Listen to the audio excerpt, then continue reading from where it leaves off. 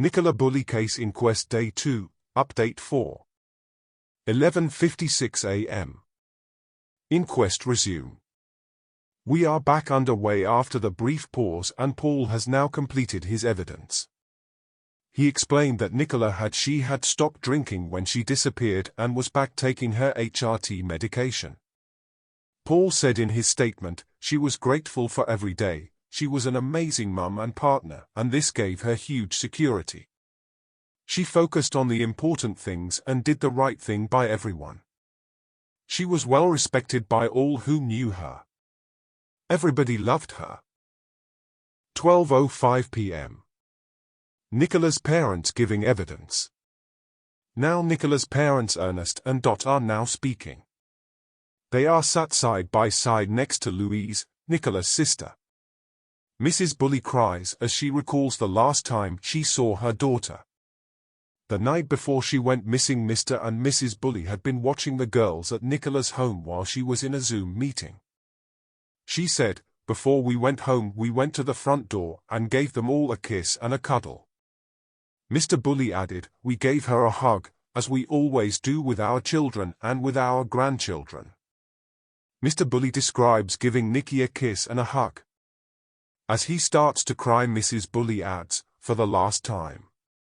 Mr. Bulley said as a little girl Nikki was always dancing around in her tutu, and as a teenager, she wasn't any trouble.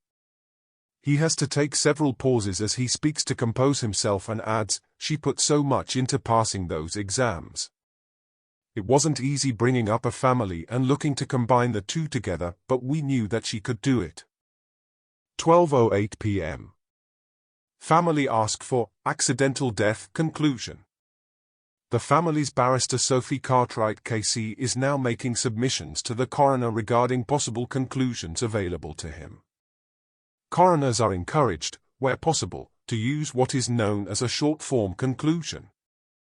In varying contexts, as opposed to being options available today, these can be conclusions such as accidental, misadventure, suicide, drug-related death.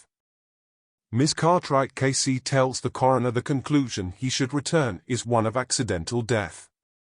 She argues the phone evidence, post-mortem, expert evidence and eyewitness accounts all point to Nicola's death being an accident. What occurred on the riverbank at probably some time shortly after 9:18 a.m. was a tragic accident for Nikki. It is clear from the evidence that at 9:18 a.m. Nikki increased the volume on the call, and it appears that what happened after that must somehow be linked to the location of the dog harness found on the steep part of the slope. There has been much rumor, suspicion and speculation. The family are of the view that that has been allayed by the evidence. The family are comforted by the evidence that Nikki's death would have been very soon after she entered the water. The barrister urges the coroner to find, at approximately 9:30 a.m. Nicola Bulley, on the balance of probabilities, died in the river due to an accidental death. She also urges the coroner to consider that the screams heard are not connected to Nicola's death and says, they do not have relevance to how Nikki came by her death. 12:08 p.m. Evidence concluded. That brings to an end all the evidence which will be heard at the inquest. The coroner will now spend some time consider the conclusion and plans to return to deliver that at 2:15 p.m. when he will also sum up the evidence.